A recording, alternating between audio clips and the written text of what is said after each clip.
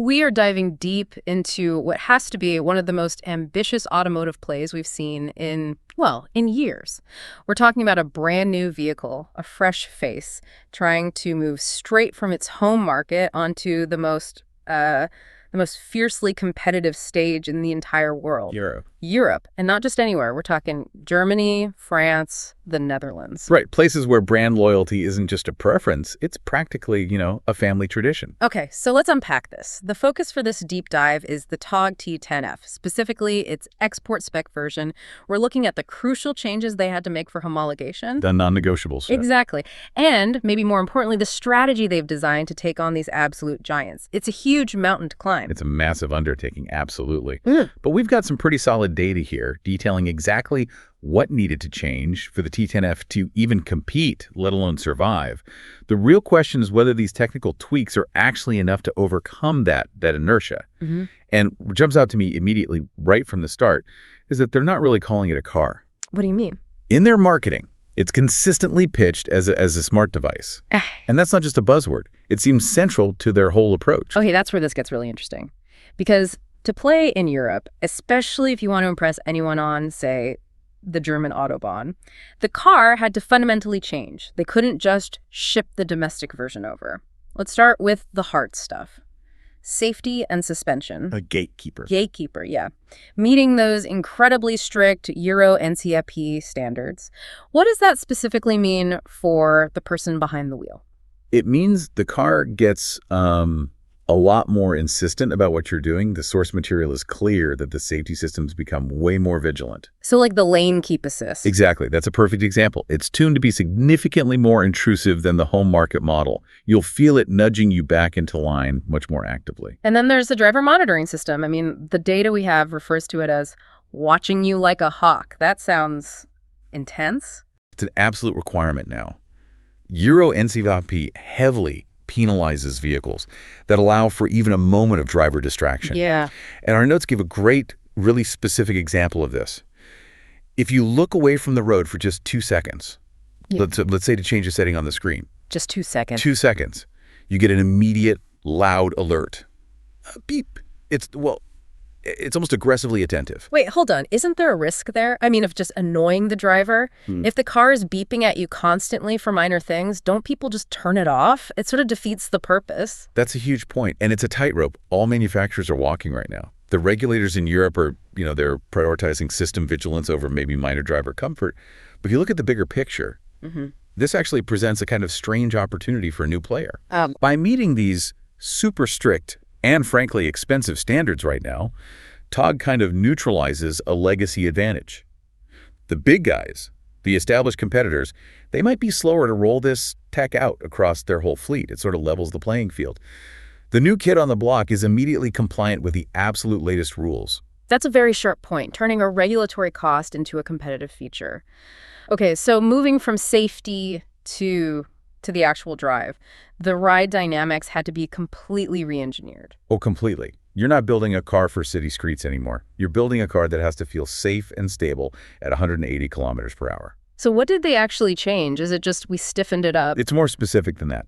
The data points to a recalibration and stiffening of the dampers. Meaning? In practical terms, it means they've increased the damping force, especially on the rebound. The goal is to get that high-speed stability, to reduce body roll, get rid of that floaty feeling you can get at speed. But there's a trade-off, right? A stiffer ride at low speeds. There is. You're essentially sacrificing a bit of that plush, comfortable ride for European handling precision. It's non-negotiable for that market. So if you put it all together, what does this mean for the driver? The car is stiffer for the Autobahn, and the safety tech has a much tighter leash. It's a whole different car.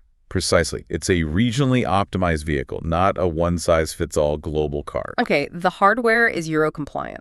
Let's pivot to tech and packaging, because that's what sells an EV now, right? Efficiency, convenience. Seamless integration. Right. And starting with the absolute basic, can you plug it in? We can confirm that right away. It's using the CCS2 standard, the combined charging system. That sounds basic, but it's critical. A no-brainer, really. It is now, but rewind 5 years, and it was a mess of competing plugs. This means they can just plug and play pretty much anywhere in Europe. It avoids a huge logistical headache. But having the right plug is one thing. The software behind it is the real experience. How does the T10F actually integrate into that dense European charging network? That's where they had to do a pretty significant software overhaul. The navigation system itself has been updated to integrate directly with the major European charging networks. So it's not just showing you a pin on a map. No, not at all. The source specifically calls out deep integration with networks like Ionity and Shell Recharge. Okay. This means the car knows, in real time, if a charger is available, what its speed is. You might even be able to pre-book or pay right from the car's screen. It removes a huge layer of that range anxiety. That's very smart. It really leans into their whole smart device pitch. Now, looking at the features, they seem to be focusing on a winter package for Europe. Yes, and this is where they're tackling the #1 complaint about EVs in colder climates. Yeah. Winter range loss. The data confirms that heat pumps are standard equipment on the European models. Which is a huge detail. It's massive, because a simple resistance heater just burns through your battery to warm the cabin. A heat pump is way more efficient. It gives you more range when you need it most. Exactly. Our data says efficiency in cold weather is a huge selling point in Europe. By making the heat pump standard, Togg is immediately positioning itself above competitors who often charge extra for it. It's an aggressive move. It really is. It shows they've done their homework on the specific pain points for European EV buyers. Right. It's not about raw power, it's about practicality. A clearly defined regional strategy. Which brings us to the hardest part of this whole thing, the market bloodbath. The source material calls the European market a shark tank. It's not an exaggeration. You're competing with generations of trust in Mercedes, BMW, VW. How do you possibly cut through that noise? Well, they know they can't win on heritage. Not at first. So according to the data, it starts and ends with price. They have to be cheaper. They absolutely have to undercut the established rivals. Yeah. The margin for error here is it's razor thin. But just being cheap isn't enough. That can backfire. You need a story, a pitch. And that's where the strategy comes together. It's low cost plus that tech story.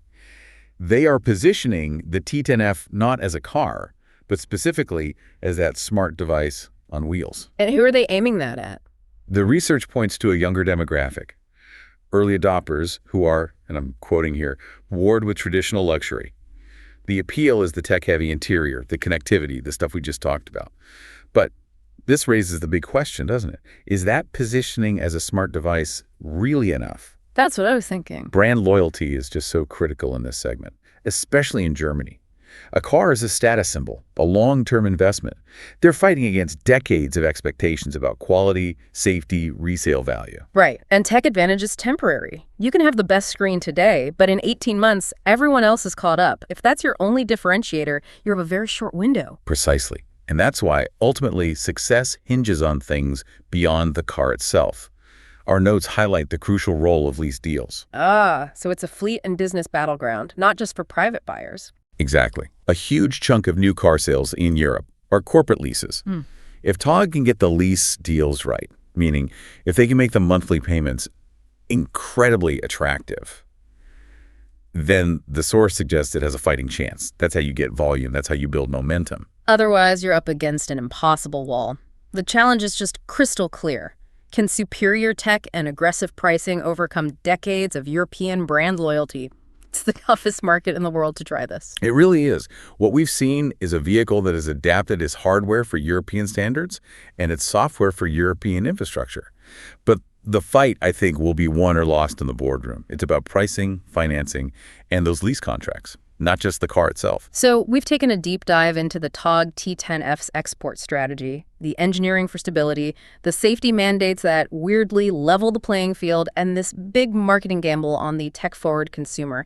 Thank you for joining us for this deep dive into what is a very high-stakes game. And a final, provocative thought for you to take away. Considering the intense brand loyalty in markets like Germany, is Togg's strategy of being a smart device a true differentiator that can actually overcome that consumer inertia? Or is it just a tech buzzword that established rivals will copy in a year or two? Something to think about as you start seeing these models on the road.